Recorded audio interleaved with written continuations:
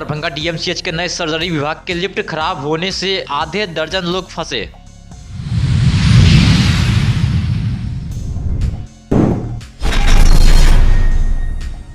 पंद्रह दिसंबर को दरभंगा में जदयू का कार्यकर्ता सम्मेलन पोलो मैदान में, इसके बाद होगी एनडीए की बैठक।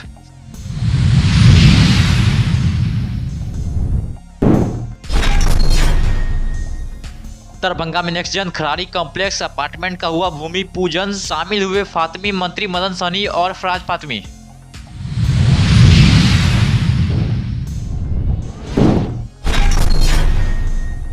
पासपोर्ट वेरिफिकेशन और बनाने को लेकर सप्ताह में 2 दिन लहरियासराय थाने में होगी बैठक।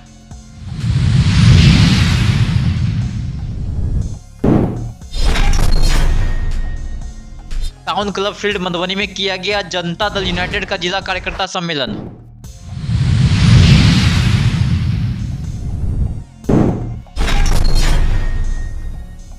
लक्ष्मेश्वर पब्लिक लाइब्रेरी में आगामी होने वाले फ्लावर शो को लेकर प्रेस वार्ता का किया गया आयोजन।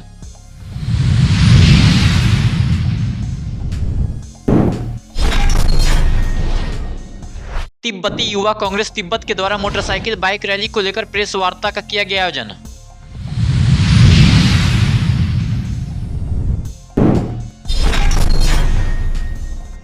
बीएड एवं विश्वविद्यालय दर्शन शास्त्र विभाग द्वारा प्रायोजित 2 दिवसीय राष्ट्रीय संगोष्ठी की हुई शुरुआत।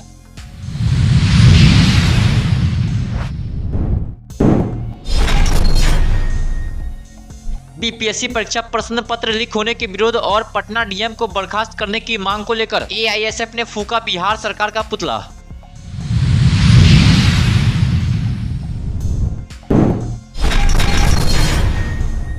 दरभंगा के बीएमआईसीएल के द्वारा सर्जरी भवन का निर्माण किया गया। हालांकि यह अभी तक डीएमसीएच को सपोर्ट नहीं किया गया, लेकिन अभी से ही इसमें कई खामियां नजर आ रही है। लिफ्ट हमेशा खराब रहती है। आज तो लिफ्ट में 6 लोग फंस गए। काफी हंगामा करने के बाद लिफ्ट उन लोगों को निकाला। वहीं शिकायत करने के बाद भी अधिकारी और कर्मचारी लिफ्ट को ठीक करने में रुचि नहीं दिखा रहे थे।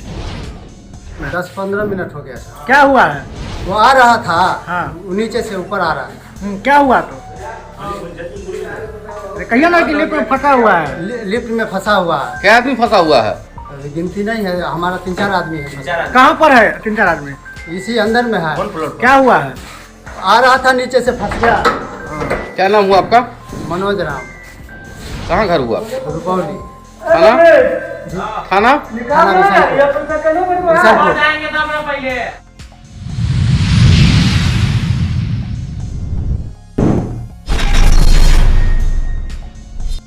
दरभंगा के पोलो मैदान में जनता दल यूनाइटेड के कार्यकर्ता सम्मेलन का आयोजन किया जाएगा, जिसमें प्रदेश अध्यक्ष उमेश कुशवाहा एवं राष्ट्रीय कार्यकारी अध्यक्ष संजय झा के साथ अन्य नेता मौजूद रहेंगे। जिसमें कार्यकर्ताओं को 2025 के चुनाव की तैयारी में जुट जाने का आह्वान किया जाएगा। इसके बाद शाम 4 बजे एनडीए गठबंधन के नेताओं के साथ कार्यकारी अध्यक्ष संजय झा के नेतृत्व में बैठक का आयोजन किया जाएगा।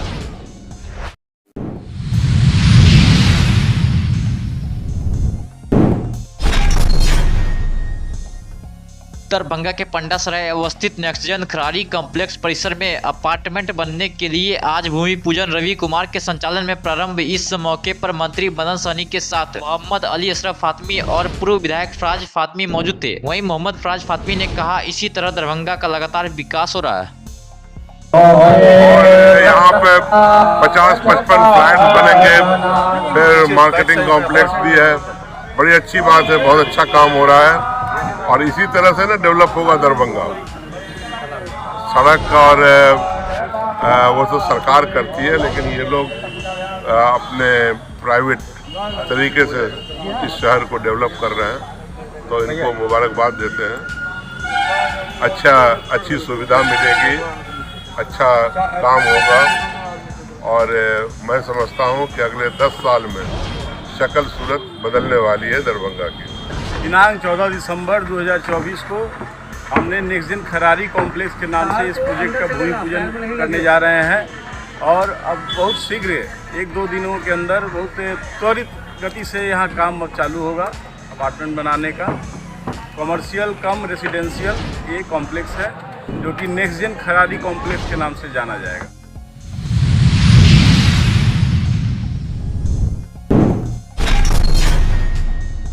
पासपोर्ट वेरिफिकेशन को लेकर कई बार विवाद होते आ रहे हैं। आम लोगों को भी पासपोर्ट बनाने के चक्कर में काफी परेशानियों का सामना करना पड़ता है। वहीं इसी मुद्दे को गंभीरता से देखते हुए लहरेसराय थाना प्रभारी ने कहा है कि सप्ताह में 2 दिन पासपोर्ट का वेरिफिकेशन किया जाएगा, जिसमें सभी लोग आकर अपना पासपोर्ट बनवा सकते हैं या समस्या का निदान भी करवा सकते हैं। कर रहे हैं शिविर लगा करके, क्या कहेंगे? जी हाँ, पूर्व की भांति आज भी शिविर लगाया गया है पासपोर्ट सत्यापन के लिए। जनता को असुविधा न हो इसके लिए कैंप लगाया जाता है और प्रचार किया जाता है। आपके माध्यम से प्रचार किया जाता है। सभी लोग आए हैं, सभी लोगों को तुरंत पासपोर्ट का सत्यापन किया गया है। महीना में क्या बार लगता है इस तरह शिविर? मिनिमम 4 बार लोग लगाते हैं और अगर अधिक संख्या में पासपोर्ट आ जाता है तो उसमें संख्या बढ़ती भी है। कितने का हुआ? आज करीब 20 से 25 का हुआ है।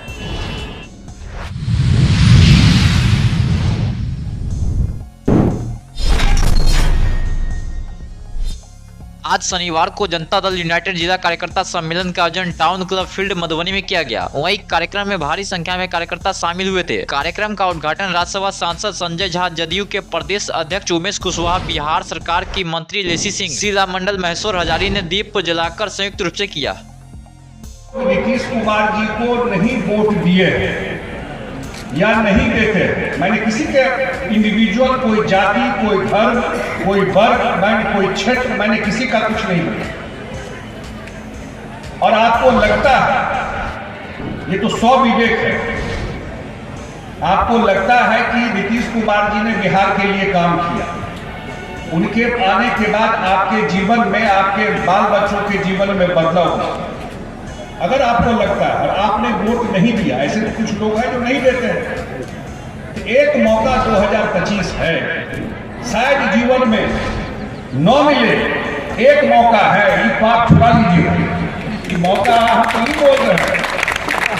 मोदी जी ने 2005 में ही जब सत्ता संभाली तो जो आधी आबादी आज़ादी के इतने साल बीतने के बाद भी जो हमारी माताएं बहनें हैं उनको आज़ादी नहीं मिली थी। दहलीज से निकालकर माननीय मुख्यमंत्री जी ने पंचायती राज में, नगर निकाय में 50% आरक्षण देने का काम आज माननीय मुख्यमंत्री जी ने दिया।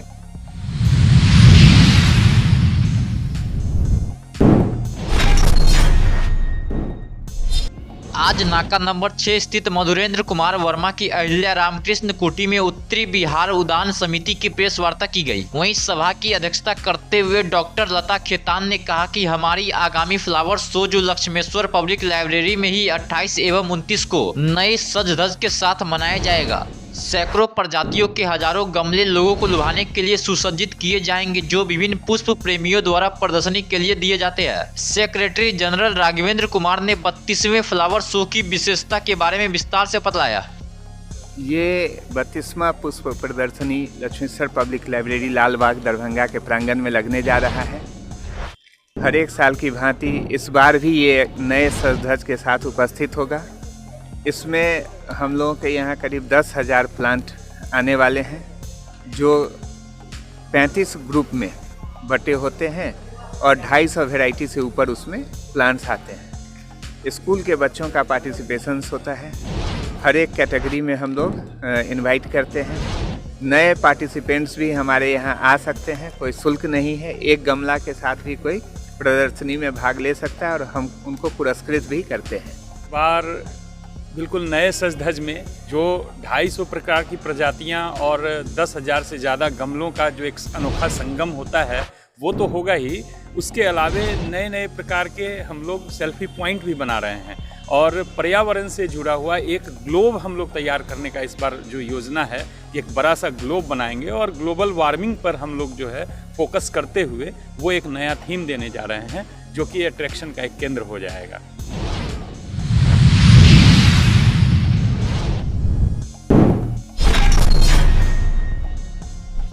आयकर चौक स्थित श्यामा सर्जिकल संस्थान के सामने तिब्बती लहसा मार्केट पर तिब्बती युवा कांग्रेस तिब्बत के द्वारा मोटरसाइकिल यात्रा बाइक रैली को लेकर सदस्यों ने प्रेस वार्ता कर तिब्बत की आजादी, भारत की सुरक्षा पर जानकारी देते हुए सदस्यों ने श्री नम चोमफेल ने बताया कि चीन के कारण आज तिब्बती की संस्कृति, आजादी और जीवन की रक्षा के लिए हम तिब्बत वासी लगातार संघर्ष कर रहे हैं। हम इसी पहल को करने हेतु लगातार मोटरसाइकिल रैली निकाल रहे हैं और भारत सरकार से इसे बचाने की पहल करने के लिए कोशिश भी कर रहे हैं।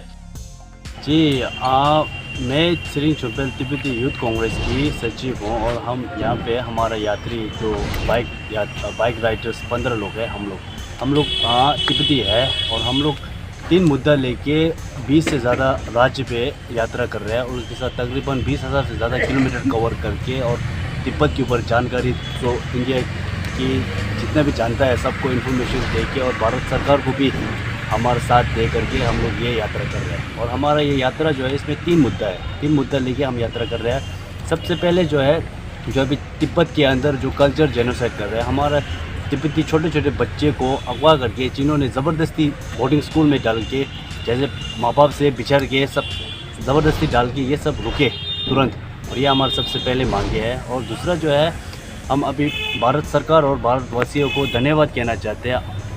आज तक जो तिब्बती जो लोग हैं, हम लोग 60 साल से ज़्यादा इंडिया में रह रहा है और भारत सरकार और भारतवासियों सहयोग दे रहा है हम लोग को। इस सबको धन्यवाद कहना चाहते हैं इस यात्रा के द्वार से। और इसके साथ साथ जो भारत की संसद में अभी जो है एक रेजोल्यूशन पास कीजिए। रेजोल्यूशन में जो तिब्बत जो है वो एक आज़ादी देश था, अभी चीन ने कब्ज़ा करके रखा हुआ है, करके एक रेजोल्यूशन पास करिए करके हम ये रिक्वेस्ट कर रहे हैं भारत सरकार और भारत की संसद में।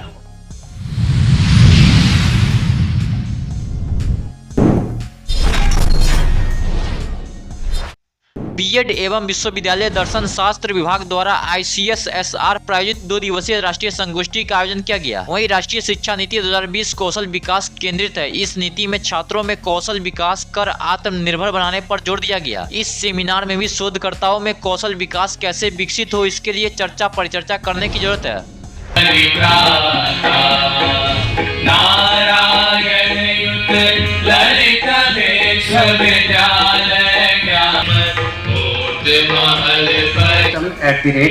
विकसित भारत, इस सेमिनार में आप सभी का हार्दिक स्वागत है, हार्दिक अभिनंदन है।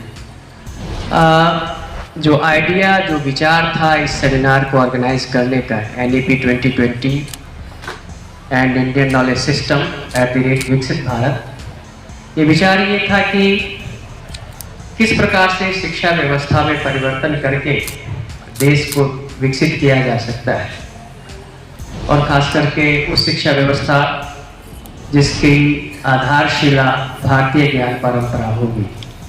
तो ये विचार था इस सेमिनार को ऑर्गेनाइज करने का।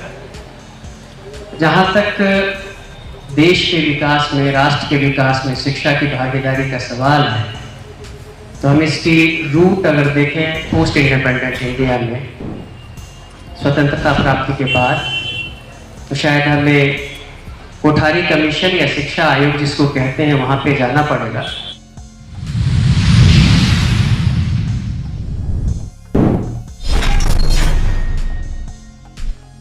PPSC परीक्षा प्रश्न पत्र लीक होने के विरोध और पटना DM को बर्खास्त करने की मांग को लेकर आज AISF ने बिहार सरकार का पुतला दहन करते हुए बिहार सरकार पर जमकर आरोप लगाया है।